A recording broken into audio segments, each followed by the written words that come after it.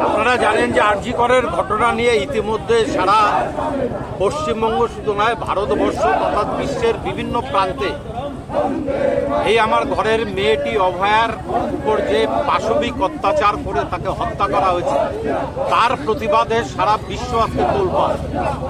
অথচ পশ্চিমবঙ্গের মাননীয় মুখ্যমন্ত্রী একজন মহিলা হওয়া সত্ত্বেও তিনি এবং তার স্বাস্থ্য দপ্তর থেকে আরম্ভ করে পুলিশ দপ্তর থেকে আরম্ভ করে যেভাবে এই ঘটনাকে ধামাচাপা দেওয়ার জন্য এবং তড়িঘড়ি ডেড বডিকে পুড়িয়ে ফেলার জন্য যে চক্রান্ত করা হয়েছে আর তারই প্রতিবাদে আজকে আমাদের বিভিন্ন আন্দোলনাত্মক কর্মসূচি চলছে।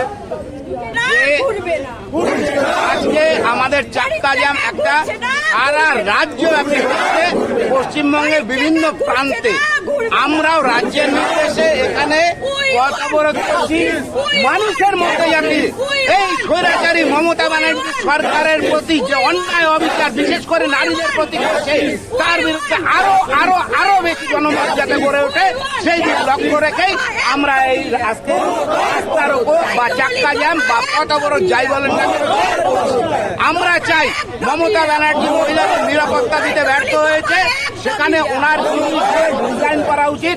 এক মিনিটের জন্য যোগ্যতা নেই ওনাকে রিজাইন দিতে হবে এবং যতক্ষণ পর্যন্ত উনি রিজাইন না করবেন ভারতীয় জনতা পার্টি আন্দোলন সংগ্রাম চালিয়ে যাবে। আমরা আমাদের সঙ্গে সঙ্গে পাশাপাশি পশ্চিমবঙ্গবাসী এই আন্দোলন চালিয়ে যাবে। আমরা চাই ইমিডিয়েট মমতা ব্যানার্জিকে রিজাইন দিতে হবে। সেজন্য আমরা বলছি দফা 1 দাবি 1 মমতার পদত্যাগ।